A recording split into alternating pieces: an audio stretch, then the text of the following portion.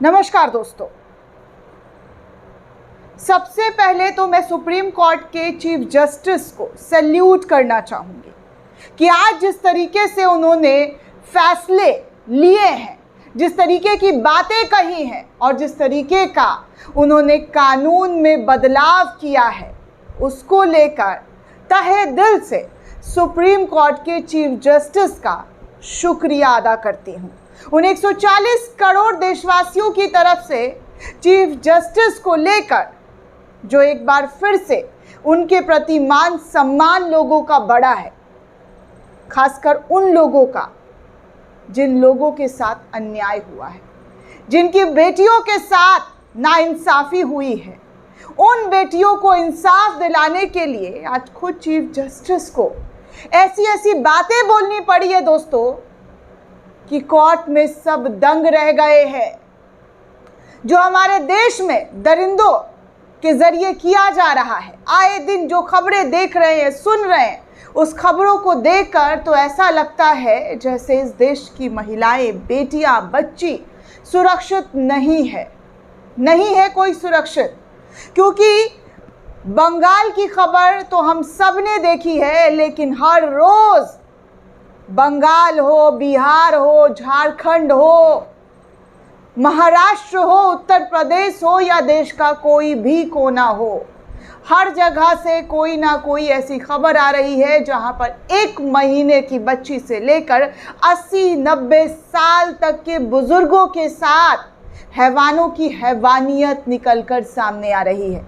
लेकिन कुछ खबरें हाईलाइट हो जाती है और कुछ खबरें नहीं पता चलती है, बस वो आती है पन्नों में लिखकर और फिर वैसे ही मिट जाती है, क्योंकि उनके बारे में पता नहीं होता है लोगों को। अभी जिस तरीके से कोलकाता में जो हुआ दोस्तों, उससे पूरा देश गुस्से में है, हर कोई गुस्से में है और इंसाफ की मांग कर रहा है। और इसी मामले को लेकर जब सुप्रीम कोर्ट में याचिका दाखिल की गई तो सुप्रीम कोर्ट के चीफ जस्टिस ने इस याचिका पर फ़ौरन सुनवाई करने के लिए हामी भर दी। हामी जो है उन्होंने भर दिया दोस्तों, और फ़ौरन तत्काल रूप से इस पर सुनवाई भी आज शुरू हो गई। और जैसे ही सीजीआई अपनी अदालत में बैठे और सवालों की जो झड़ियाँ सरकार से पूछनी शुरू की, चाहे वो राज्य सरकार हो या केंद्र सरकार हो, उन सब की बोलती बंद कर दी। ये जो तू मैं वाली जो लड़ाई होती है ना दोस्तों, कि हमारे राज्य में नहीं हुआ, उसके राज्य में हुआ है, उसके राज्य में नहीं हुआ है, हमारे राज्य में इस तरीके की चीज़ें नहीं होती है। उन तमाम लोगों को, उन तमाम राजनीतिक दलों को ये देखना चाहिए कि वोट तो आपको भर भर कर चाहिए, लेकिन जब इंसाफ की बात आती है तो फेंका फेंकी हो जाता है एक दूसरे पर कि भैया हमारी जिम्मेदारी नहीं, तुम्हारी जिम्मेदारी नहीं। और राजनीति इतनी घटिया लेवल पर होती है दोस्तों कि इस घटिया लेवल पर साथ मेन स्ट्रीम मीडिया देती है। अरे भाई, अपराध को अपराध की तरीके से क्यों नहीं देखा जाता? क्यों नहीं देखा जाता कि किस ने क्या किया है, अपराधी कौन है, उसको सज़ा एक साथ मिलकर दिलाने की बात क्यों नहीं की जाती है? लेकिन आज सुप्रीम कोर्ट के चीफ जस्टिस ने न्याय की आवाज़ के साथ साथ जो बातें कही है, उस बातों को सुनकर सरकार को तो अच्छा नहीं लगा होगा, चाहे वो केंद्र हो या राज्य सरकार हो। कानूनें तो बहुत बनी दोस्तों, 75 साल से कानून ही बनता आया, लेकिन उन कानूनों को फॉलो करने वाले दरिंदों को देखिए कि क्या कर रहे हैं वो दरिंदे, किस और कितना कानून फॉलो कर रहे हैं। आज भी जब मैं सुबह उठकर सोशल मीडिया पर खबर ढूंढ रही थी कि आप लोगों को क्या खबर बताऊं, क्या दिखाऊं, तो पता चलता है कि महाराष्ट्र में 2-3 साल की बच्ची के साथ, जी हाँ, 2-3 साल की बच्ची के साथ बदतमीज़ी की है, छेड़खानी की गई, जिसके बाद वहाँ के आसपास के लोगों ने सब कुछ घेर दिया, थाना घेर दिया, रेल तक सब कुछ बंद कर दिया दोस्तों। तो ये सब कुछ जो है दोस्तों आज देखने सुनने को मिला है। अब मैं आपको सुप्रीम कोर्ट में जो हुआ है उसके बारे में बताना चाहूँगी कि सुप्रीम कोर्ट ने आज किस तरीके से फटकार लगाई है, क्या क्या बातें सुप्रीम कोर्ट की तरफ से, सीजीआई की तरफ से, उनकी बेंच की तरफ से कही गई है दोस्तों। कोलकाता रेप मर्डर मामले में सुप्रीम कोर्ट के chief justice CJI DY Chandrachud, justice JB Pardiwala और जस्टिस मनोज मिश्रा की बेंच इस पूरे मामले पर सुनवाई कर रही थी। CJI ने कहा, डॉक्टर्स की सुरक्षा व्यवस्था दुरुस्त करने के लिए टास्क फोर्स बना रहे हैं। जो काम सरकार को करना चाहिए था, जो काम मोदी जी को करना चाहिए था, अमित शाह को करना चाहिए था, वो काम CJI कर रहे हैं। CJI ने कहा कि डॉक्टर की सुरक्षा व्यवस्था दुरुस्त करने के लिए टास्क फोर्स जो है हम बना रहे हैं, इनमें 9 डॉक्टर को शामिल किया गया है जो मेडिकल प्रोफेशनल की सुरक्षा, वर्किंग कंडीशन और उनकी बेहतरी के उपायों की सिफारिश करेगा।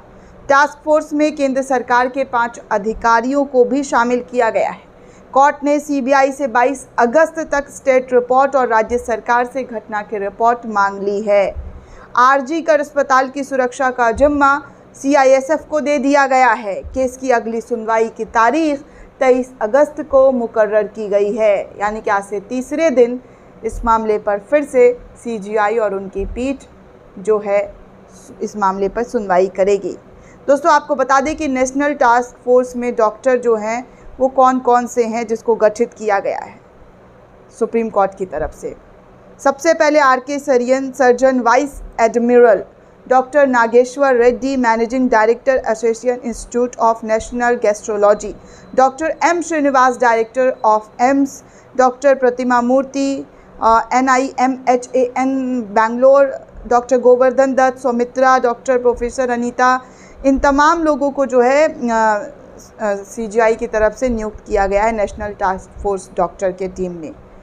और भी दोस्तों सदस्य हैं, ये 5 सदस्य भी आज सुप्रीम कोर्ट के ज़रिए बनाई गई है, जिसमें भारत सरकार के कैबिनेट सचिव होंगे, भारत सरकार के गृह सचिव होंगे, केंद्रीय स्वास्थ्य मंत्रालय के सचिव होंगे, नेशनल मेडिकल कमीशन के अध्यक्ष होंगे, नेशनल बोर्ड ऑफ एग्जामिन्स के अध्यक्ष होंगे।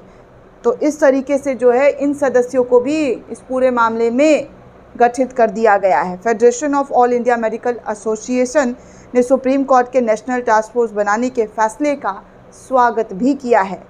यही नहीं दोस्तों, सुप्रीम कोर्ट ने केंद्र सरकार से 8 सवाल भी कर दिए हैं।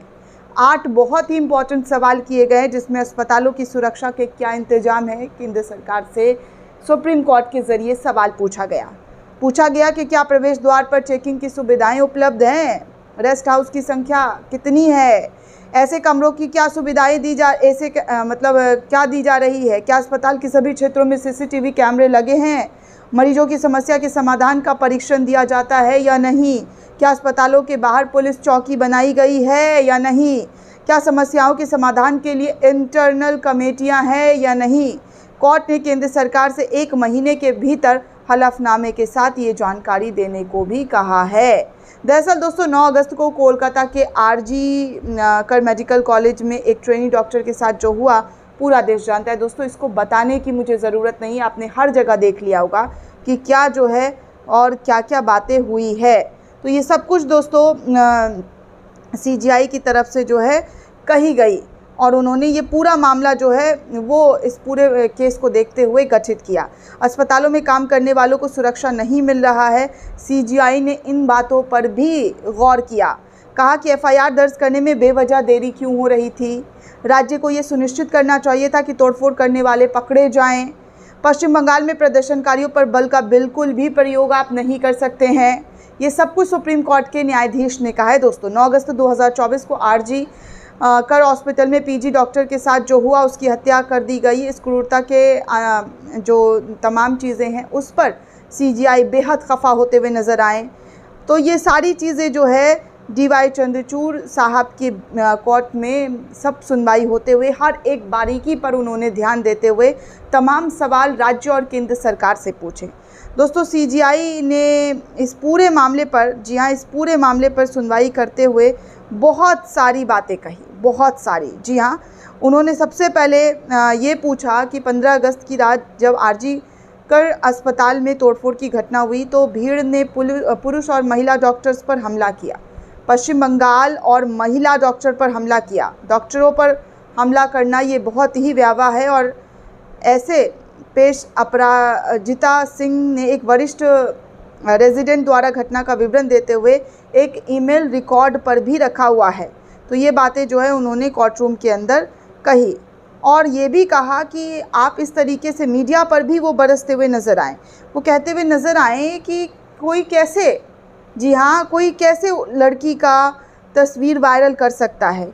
ये सब जो हुआ वो बेहद जो है दुर्भाग्यपूर्ण है। जी हाँ, उन्होंने कहा कि आप जो है इस तरीके का काम कैसे कर सकते हैं, और ये सारी चीज़ें सोशल मीडिया पर, पीड़िता का नाम, तस्वीर पूरे सोशल मीडिया पर वायरल है, ये कैसे हुआ, हत्या का मामला दर्ज क्यों नहीं हुआ, ये सब कुछ सीजीआई के ज़रिए दोस्तों कही गई, बोली गई। अब आप सोचिए कि हमारे सीजीआई जो हैं वो इस पूरे मामले पर बेहद गंभीरता के साथ सुनवाई कर रहे हैं। उम्मीद करती हूँ कि उन आरोपियों को सख्त से सख्त सज़ा मिले और जल्द से जल्द सज़ा मिले। जो हुआ वो बेहद ही बुरा हुआ दोस्तों, और ऐसा कोई और किसी भी जगह पर नहीं होना चाहिए, किसी भी जगह पर नहीं। सीजीआई से हमें उम्मीद है कि वो एक ऐसा फ़ैसला, एक ऐसा नतीजा निकालेंगे जहां पर अपराधी अपराध करने से पहले खौफ खाए, डर लगे, सोचने से पहले भी वो थर्रा जाए। तो उम्मीद करती हूँ कि सीजीआई डीवाई चंद्रचूड़ अगली सुनवाई में कुछ ऐसे ही फैसले लें जो नज़ीर के तौर पर पेश हो।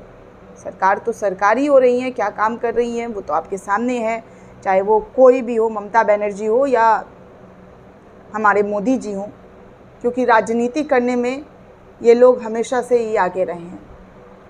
हर स्टेट का यही रहा है दोस्तों कि अपने स्टेट पर जब कोई आँच आता है तो ये दूसरे स्टेट का दुहाई देने लग जाते हैं, जो कि बंद होना चाहिए। अब बस कर दीजिए, हम 21वीं सदी में आ चुके हैं और 21वीं सदी में इस तरीके की घटिया राजनीति करना जो है आप बंद कर दीजिए। हाथ जोड़कर आप लोगों से अपील है, जहाँ पर न्याय इंसाफ की बात होती है तो आप सब न्याय और इंसाफ एक साथ मिलकर दिलाइए, ताकि उन लफंगे, उन हैवान को सज़ा मिल सके। दोस्तों, इस पूरे रिपोर्ट को लेकर आप क्या सोचते हैं, आपकी क्या प्रतिक्रिया है, हमें कमेंट करके ज़रूर बताइएगा। साथ ही साथ चैनल को ज़्यादा से ज़्यादा लाइक, शेयर और सब्सक्राइब करना बिल्कुल भी ना भूलें। धन्यवाद दोस्तों।